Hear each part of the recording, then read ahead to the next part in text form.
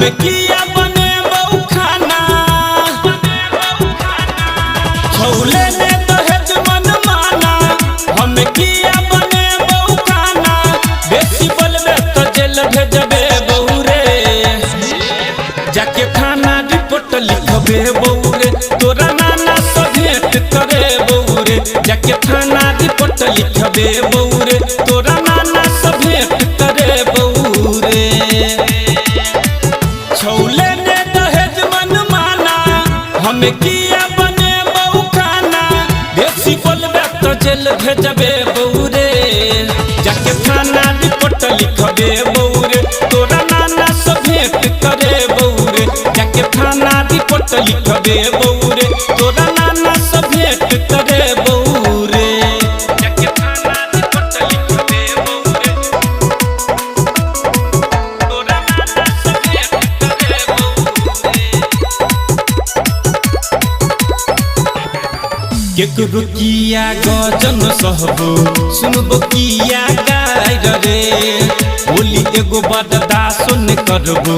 तोर किए बहू मार रे केकरो किया गजन सहबो सुनबो किया गाय रे बोली एगो बददा सुन करबो तोर किए बहू मार रे हम बेटी छियै खानदानी सबके भेंट करे बहू नानी हम बेटी छियै खानदानी सबके भेंट करे बहू नानी बेसी बोलतौ जे हम लतिए बहू रे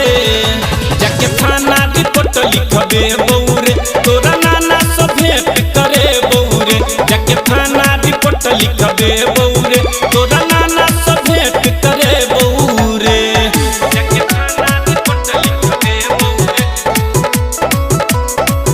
तोरा नाना से भेंट करे बहू रे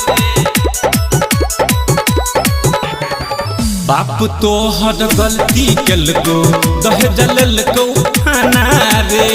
कर तो माये बहिन घर अंगना वह बने तो खाना रे सुनो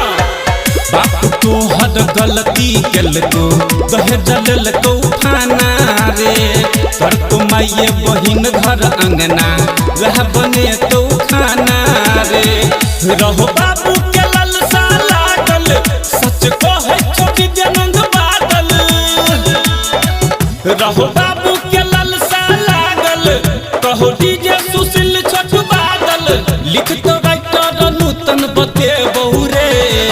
जाके थाना रिपोर्ट लिखबे बहू रे तोरा नाना से भेंट करे बहू रे जाके थाना रिपोर्ट लिख